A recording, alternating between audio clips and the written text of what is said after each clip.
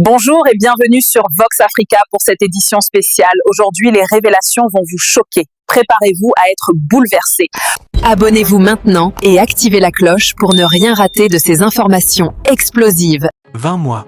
20 mois déjà que l'Alliance des États du Sahel, AES, a officiellement vu le jour. Mali, Burkina Faso, Niger, une rupture historique avec la CEDEAO, fin des accords militaires avec la France, création d'une confédération, monnaie en projet, ça bouge très fort. Mais concrètement, où en est-on vraiment aujourd'hui? Est-ce que ça tient la route? Est-ce que les populations ressentent déjà du changement? Est-ce que l'AES est en train de devenir une vraie puissance régionale? Ou est-ce qu'on s'enflamme un peu trop vite? Dans cette vidéo, on fait le bilan sans langue de bois. Les vraies avancées, les galères, les chiffres, les risques, tout y passe. Si tu veux comprendre ce qui se joue réellement au Sahel en 2026, reste jusqu'au bout. Et si ce genre d'analyse sans filtre t'intéresse, fais-toi plaisir. Abonnez-vous et activez la cloche de notification, ça aide énormément la chaîne à continuer ce travail.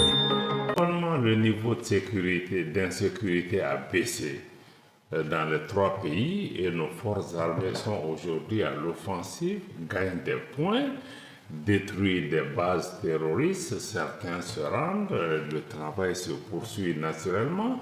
Aujourd'hui, il y a des gains importants, même sur le plan de l'équipement, la coordination de nos opérations et le fait qu'aujourd'hui, nos unités travaillent comme dans un seul théâtre d'opération militaire. Mais pourtant, là, on a écouté récemment au Niger qu'il y a eu des attaques, il y a eu beaucoup de morts, dans des conditions atroces. Alors, de plus en plus, on écoute certains, surtout au nord, dire que non, finalement, la chose s'est plutôt aggravée, que la situation s'est détériorée. Monsieur le ministre. Non, la situation ne s'est pas détériorée. Vous savez, les ennemis, ils font feu de tout bois pour décourager notre population, pour montrer à notre population que nos leaders vont les amener droit dans le mur. Ça ne va pas réussir. Mais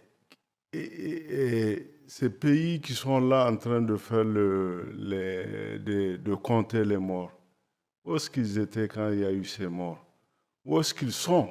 Qui est parti sur le terrain pour compter les morts? Les chiffres, c'est à nous de les donner. Ce n'est pas à quelqu'un qui n'est pas sur le terrain et qui n'a rien à voir avec cette opération. Vous avez le sentiment que ces chiffres ne sont pas justes aujourd'hui? Ils ne sont pas justes, c'est clair. Les chiffres ne sont pas justes. Quoi qu'on dise, nous, on ne cachera pas des morts. Parce que c'est perdre notre crédibilité. Mais il y a quelques jours, là, on a vu quand même pas mal de morts. Il y a eu une attaque assez violente. Je vais y arriver. Nous avons eu des morts. Ces morts ont des familles. Ces familles, tous les morts, c'est au Niger, les gens se connaissent. Si on donne des faux chiffres, c'est très facile pour la population de s'en rendre compte. On n'a pas intérêt. Ce n'est pas de notre culture de cacher des morts. S'il y a eu des morts, on va les dire. Et l'attaque qu'il y a eu la dernière, c'est une patrouille, c'est des pirogues, des gens qui étaient dans des pirogues qui ont été attaqués. À la frontière béninoise. À la frontière béninoise, c'est une patrouille, elle a été attaquée. On a arrêté des morts. Les chiffres que les réseaux sociaux, que les médias donnent ne correspondent pas à nos chiffres. C'est vrai qu'on a arrêté des morts et c'est une guerre. Dans une guerre, il y a toujours des... Mais est-ce que très concrètement, il y a moins d'attaques aujourd'hui qu'avant le départ des forces occidentales? C'est clair, il y a moins d'attaques. Aujourd'hui, si ce n'est pas les attaques sporadiques que nous avons de par-ci, par-là, les terroristes s'attaquent de moins en moins à nos militaires. Ils savent où sont nos militaires. Ils ne partent pas s'attaquer. Ils s'attaquent à la population qui est sans défense pour faire des actions d'éclat, des actions de camp. L'avant-dernière attaque d'ampleur qu'il y a eu au Niger, c'était d'abord un vendredi, les 10 derniers jours de Ramadan, et les gens étaient en prière. Quand les terroristes sont rentrés pour tirer de façon sans discernement sur des fidèles qui étaient en prière, aujourd'hui, les forces se sont adaptées. Avant, il y avait les attaques, parce que nos forces étaient stationnées, elles étaient là. C'est quoi la différence aujourd'hui? Les forces bougent ou c'est quoi? Qu'est-ce qui peut faire que d'un coup, ce qui était fort hier, qui faisait beaucoup de morts, est reculé? Qu'est-ce que vous avez de neuf? Il y a plusieurs neufs. Le premier, c'est que le commandement a changé. Avant, c'était des Blancs qui étaient là. Quand il y a des attaques, il fallait attendre 3 heures, 4 heures, il fallait que les Français décident de donner l'ordre de contre-attaquer pour qu'on le fasse. Et ça ne les arrangeait pas ils ne le faisaient jamais, en tout cas, ils prenaient leur temps, ils n'étaient pas pressés de le faire. Aujourd'hui, nos forces de défense et de sécurité ont gagné en autonomie.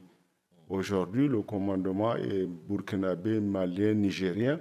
Donc, c'est la première des choses qui a changé. La deuxième des choses qui a changé, c'est que nos forces se sont adaptées. Avant, elles étaient stationnées sous forme de détachement. Aujourd'hui, elles sont mobiles. Elles ont des motos, elles circulent en moto. Elles se sont adaptées, c'est-à-dire les chars ont plus ou moins remplacé, les motos ont été remplacées par les chars. Par les chars, bien sûr. Voilà. Donc les motos ont remplacé les chars et puis les unités sont de plus en plus petites. On n'est plus dans la logique où c'est tout un détachement. Ici, aujourd'hui, c'est des petits groupes qui se déplacent et qui communiquent entre eux. Mais pourtant, quand on écoute beaucoup les médias, encore, vous allez dire la rumeur, on a le sentiment qu'il y a des maillons faibles. Certains ont dit que le Burkina, à un moment donné, était le maillon faible. Est-ce parce qu'il est très populaire, le président Ibrahim Traoré, ou est-ce vraiment le maillon faible de l'aventure? Je peux dire que, comme l'a si bien dit le ministre des Affaires étrangères du Niger, actuellement, il faut faire la part des choses. Et présentement, nous comptons sur nos propres forces de défense et nos forces de sécurité intérieure pour mener la guerre. Tout ne peut pas être parfait. Les attaques, on en aura toujours, mais elles sont de moins en moins puissantes parce que le terrain est déjà maîtrisé par nos forces de défense et de sécurité intérieure. Vraiment? Oui. Ils maîtrisent le terrain. Les formations sont de qualité, présentement, et la détermination y est. Les gens sont déterminés à mourir que de lâcher prise. Donc, tout est mis en œuvre pour que la riposte soit de taille. Et quoi qu'on dise, les terroristes aussi ont des stratégies et ils modifient à chaque fois les stratégies. Il faut s'adapter. Et nous sommes dans cette dynamique. Mais est-ce qu'on ne perd pas un peu de terrain? Est-ce qu'il n'y a pas sur place comme ça, à un moment donné, compte tenu du coût de la guerre, le fait que, bon, finalement, eux, ils ont des moyens, on va parler de leurs moyens dans un instant, ils ont des moyens qui sont de plus en plus considérables face à des États qui, malheureusement, n'ont pas tant de moyens que ça. Mais quand même, la réalité est tout autre. Nous avons acquis des équipements à travers nos partenaires.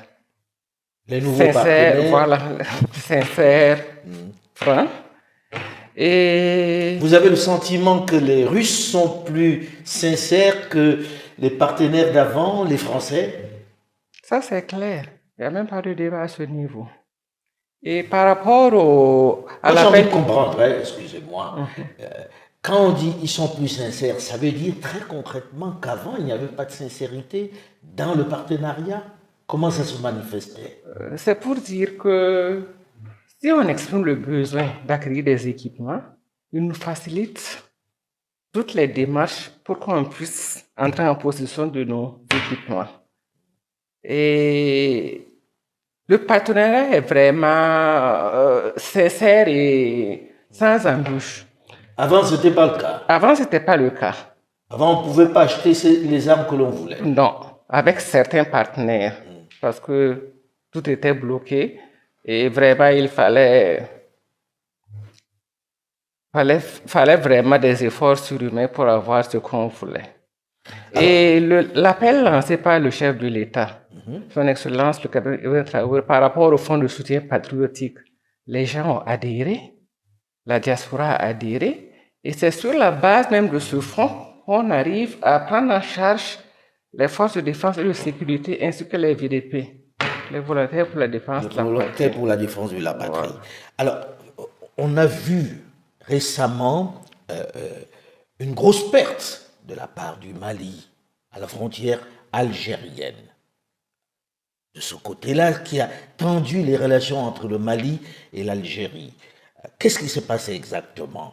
Est-ce que ça veut dire que, quelque part, il y a des terroristes qui sont cachés dans le nord, qui viennent frapper le Mali? Qu'est-ce qui s'est passé pour qu'il y ait eu une telle perte?